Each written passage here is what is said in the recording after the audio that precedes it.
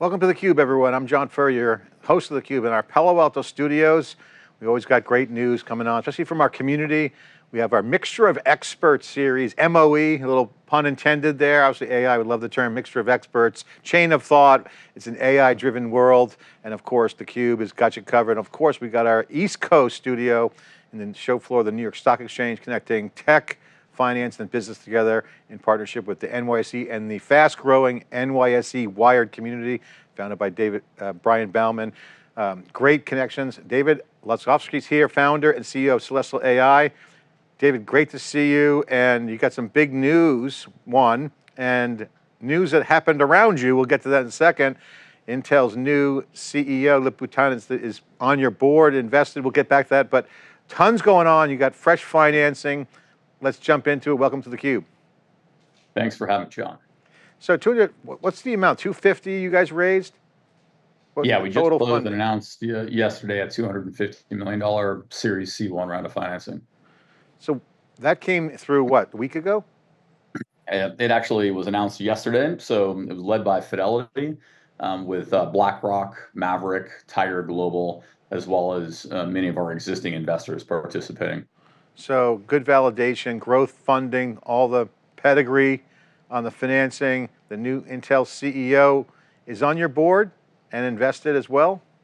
He is, yeah. Lip-Bu participated in the round of financing and joined our board. We announced a couple of weeks ago. Thrilled to have Lip-Bu involved. He's an icon in our industry. Yeah, he's one of the who's who in the semiconductor area. You know, obviously on theCUBE, we've talked in the past around the clustered systems. The validation that's coming in across the board, certainly this financing recognizes what you guys are doing. What was the big part of the financing? Was it validation? Was it the revenue growth? Was it future values? How did this all come together in your mind? Was it just, and what are you gonna do with the funds? Yeah, so I think we certainly have the right technology and the right team at precisely the right time to address this opportunity in artificial intelligence. So we have created a technology platform for optical interconnectivity for AI processors called the Photonic Fabric. And what that is doing is enabling the ability to scale larger scale systems to support artificial intelligence workloads that are growing in complexity exponentially, far more efficiently. So higher performance, lower latency, lower energy consumption, as well as lower cost. You know, one of the things that Dave and I have been talking about on theCUBE and our CUBE pod is, these clustered systems and these AI factories, whatever you want to call them, it's the next gen supercomputing. They're not just a server stacked on a rack. There's a lot of integration involved, chips to chips, relationships, memory. It reminds me of the 90s back in the day when you had the new architecture growing so fast and changing so fast. What is the biggest change and growth driver do you see in this new AI kind of supercomputer clustered systems that are rolling out? Is it the interconnections? Is it the role of the processors? Obviously, you guys play a huge role in that link, connecting all this together. What is the driver? Yeah, so if you think about it, starting at the application or at the AI model level, you have more advanced reasoning models, those that, for example, have been released very recently from OpenAI, like O3, DeepSeek R1. You've got Gemini from Google and the recent Claude announcement from Anthropic. So what's happening here is it's putting an increased pressure on what's called a scale-up network. So if you think about it at the most fundamental level, these models are growing exponentially in size. They're now trillions of parameters, which are orders of magnitude larger than the largest amount of memory capacity in a single processor. So that drives a requirement then to partition the model over hundreds now of processors, which then drives the need for better interconnectivity of these processors. Again, thinking of it at the most simplistic level, you've got a processor that's doing the work that has to move across the network to grab parameters out of the memory of another processor, bring it back across the network to get the work done. So it is now the network interconnectivity, speed and bandwidth and latency that is driving performance much more so than the compute itself. So when you were pulling together this financing, what was the main theme? What was the market like on the finance side, and how did you tell that story? Because was it obvious to everyone? Obviously, on the growth side, I mean, you see NVIDIA stock is up. I mean, you look at what they've done. You're seeing a lot of the chips are skyrocketing. Is it well known that this is now a system? It's not just one company. Or take me through the mindset of the market, specifically investors, as they look at these growth phases. What was some of the observations? Yeah, I think if you look at the end market, I think it's increasingly understood, especially now that NVIDIA has become one of the largest companies on Earth, that data center infrastructure is what's driving. It's the capability that is driving artificial intelligence forward. The growth in AI is really multifold. The challenges are, again, not just the compute infrastructure, but interconnectivity. And from the standpoint of the investor base, I think one of the things that drove the demand for this highly oversubscribed round was the size of the market, the rate of growth in the market. But we happen to be in the sweet spot of what is arguably the largest, highest growth market in history in artificial intelligence, which is interconnectivity. And we are alone right now in terms of the differentiation of our technology. Today, we have the only optical interconnectivity technology that has the ability to provide NVLink or superior level bandwidth, reduce latency, reduce power for processor to processor interconnectivity. Yeah, I remember when we talked last on theCUBE, we were talking about this. So I want to ask you a follow-up, if you don't mind, on this whole network fabric. As you start to see these preferred architectures come out, what's your vision and how do you see the deployments? Because the AI infrastructure is moving so fast, and when that gets completed, the agent wave comes in. So we're kind of in this moment where it's about to unleash massive innovation. Where are we? What are you seeing in terms of deployments? What does that architecture look like? Because you're seeing open systems like Ethernet be kind of a fabric. You have the high interconnects between the core systems. Power is a big issue, power and cooling. Is that changing the nature of what people are doing with interconnects? Could you take me through your vision on the role of the network fabric in these highly processor connected systems? Yeah. So yeah, I think you hit on exactly the challenges that the hyperscalers are dealing with, right? So there are two fundamental networks that interconnect artificial intelligence processors.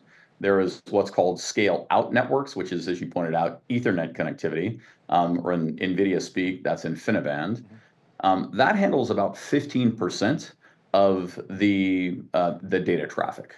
The other 85% is direct processor to processor interconnectivity, which is called the scale up network. Today, 100% of that scale up network is copper, right? And the gold standard for scale up networks is in NVIDIA. It's NVLink and NVSwitch. Alternatives are, PCIe, which is far more inefficient, higher latency, lower bandwidths, much higher power. So what we're doing is we're focused entirely on that scale-up network, on processor-to-processor interconnectivity, and we're taking it to a totally different level, enabling the reach of photonics, enabling the ability to move information at the speed of light based on photonics, enabling the efficiency of photonics from an energy efficiency standpoint. So it's literally an order of magnitude advancement across all of those metrics. Is there a pattern you're seeing in how things are moving on relative to subsystems around you? Because you get a unique vantage point in the playbook, in the architecture. You're seeing the interconnects. Is the role of memory, high bandwidth memory? I'm even seeing that flash will play a more critical role in capacity management for memory.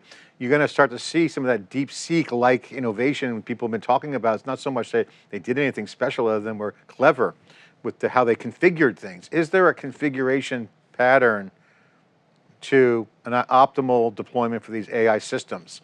Because you're at the center of it. Yeah, so absolutely, John. So memory capacity requirements actually scale quadratically for these reasoning models, right? These more advanced models. And if you think about it, it's early days in artificial intelligence, right? So the training that kind of drove the limitations and capability is really the investment, the I in the ROI equation. What you're seeing right now, and what you'll see through the balance of this decade, through 2030, is the investment in inference, right? Which is where the return, the R in the ROI equation comes, right? And there, the scale is a different level, right? The volumes are tremendous, right? So you may have one large training cluster, but you need to serve the global community with inference. So what we're seeing in the customers that we're engaged with is huge volumes that will come over the course of the next couple of years. And what our business model is, again, as you had pointed out, John, it's one of deeper levels of joint collaborative development with our customers at the architectural level. So we're partnering with customers to design our photonic fabric directly into their AI compute systems to serve precisely the requirements that they have for their artificial intelligence workloads. Well, you got some good funding. News went out yesterday. Silicon Valley had a great story on it. I have to ask you, what's the use of funds strategy? More R&D, more engineering, go to market. What's the vision on how you want to deploy that capital? Yeah, John, it's all about scale at this point. So the technology is validated, and we are working through the course of 2025 and into the first half of next year to ensure that we can stand up the supply chain and the manufacturing capacity to scale to support our customer demand. So that's really it's more of an operational focus at this point. It's very, very tactical, very operational. How to make the product. I mean, it's a good product. It takes a lot of precision. Talk about the precision real quick. I think it's important for folks to know the quality requirements that you guys have to deliver. Could you just take a minute to explain that piece of the product? Yes. Well, I mean, so, there are a variety of quality, reliability, resiliency requirements. The beautiful thing about deeper levels of integration for our photonic fabric, and in general for optical interconnectivity that's coming with alternative technologies like co-packaged optics, is that it eliminates a lot of the micro optics shortcomings in pluggable data center transceivers that have had historically, over the last decade plus, been plagued with reliability and resiliency issues. With integrated devices, you inherently have far more reliable systems. And in our case, what we're bringing to the equation is thermally stable silicon photonics, which addresses one of the most significant weaknesses inherently in optical interconnectivity. So yeah, that's an area that. So just for people to know, transceiver, you mean the connectors? Yeah, the transceiver is like the what connector that breaks all the electrical. time versus That, that, silicon in the chip itself. that's sorry. Yeah, that's exactly right. The transceiver is what converts the electrical signals to optical and the optical signals back to electrical. In large part, that's being done today with pluggable data center transceivers at the back of the rack. So what's happening is that electrical to optical link, or the optical to electrical conversion, is now moving closer and closer to the processor. At Celestial AI, with our photonic fabric, what we have created is the ability to deliver data optically directly to the point of consumption within the chip. You can't get any more deeply integrated than our technology. I think it's important to point that out because people who aren't in the industry might not know that, and I think it's important. Everyone knows when you have a connection, it can break down. There's always reliability, and you can always throw more ports at it, but that doesn't solve the problem. You're going directly in silicon, so good call out there. I do want to ask you if you can explain. You mentioned co-packaged optics. What does that mean? Is that just half silicon, half? Explain what is co-packaged optics? It just means that you are bringing the optics directly to the package, right? So there's a series of startups and other larger scale companies that have released or are in the process of releasing products now for co-packaged optics. That is basically bringing optical interconnectivity to the package where the processors reside. In fact, we wouldn't be surprised to hear from NVIDIA next week at GTC, the implementation of co-packaged optics for InfiniBand for their data center transceivers for And top why of would they be doing that? What's your take on there? If that happens, what's the rationale Well, there? because it's there is no better way to move information than to move it optically, right? And I think the world knows that you're leveraging the laws of physics rather than trying to fight it with copper. So what they're doing in their case would be in the same vein that the optical systems division at Broadcom has released a Bailey for co-packaged optics top of rack switch for Tomahawk. They're providing a deeper level of optical interconnectivity, again, to the scale out network, which handles roughly 15% of the data traffic. Yeah. Again, we don't compete with scale out. We're very complementary with co-packaged optics. Where we are focused is scale up, direct processor to processor interconnectivity, leveraging our photonic fabric. I love the vision. I love the execution. That's exactly, it's getting down to the actual silicon itself. And then again, these are clustered systems. Final question, explain the relationship between you and the new Intel CEO announced today, minutes ago, Lip-Bu Tan. He's taken over for Intel. He's connected to you guys. He's on your board. He's an investor. Can you just clarify the relationship the new Intel CEO has with your company? Yeah, so Intel, he did join this round of financing, our Series C1, and he joined our board as we announced a couple of weeks ago. I personally don't think that Intel could have made a wiser decision to bring somebody in to right that ship. I think there are very few people who can not just bring the right strategic know-how, the right experience base to develop the right strategy to enable Intel to grow their business, but has the ability to shift the flow of talent from a flow into out at Intel to bringing the right talent into that organization, which I think is going to be absolutely crucial for those guys to succeed. So yeah, we're thrilled to have personally Lip-Bu Tan involved with Celestial AI, and wish him out the absolute best. I'm sure he's going to crush it at Intel. Yeah, I mean, Intel is such a brand. It's really a part of the industry, foundation of the computer industry. I have to ask you, what's he like as a person? You've interacted with him. He's done due diligence. He's on your board. You have to work with him. What's he like as a leader, as a person? Could you share some thoughts on him? Not to get the word out there, but I mean, a lot of people are going to want to know what's he like. I mean, he's brilliant. He's brilliant. He's an icon, right? As I mentioned before. So he has a level of technical acumen that is nearly unparalleled for someone at his level. He's one of the best listeners I've ever met in my life, which has probably enabled him to excel throughout his career. He's got some of the deepest networks of relationships that he has developed and nurtured over the course of 3 decades plus in the semiconductor industry that are absolutely invaluable. So he's a gem. He's one of the wisest people that I've been exposed to in our industry. He's well known. I don't know him personally, not yet. Certainly get him on theCUBE. I know a lot of people that worked with him, all the Intel OGs in semis, a lot of people in the industry. So looking forward to seeing what happens there. Dave, thank you so much for coming in on the breaking news piece here, part of a mixture of experts, theCUBE plus NYSE Wired. Thanks for coming on. Thanks for having me, John. Okay, I'm John Furrier here in theCUBE in Palo Alto, bringing you all the action, breaking news, and then other news with Intel, also related to Celestial AI and all the action in semiconductors. Great stuff going on. Thanks for watching.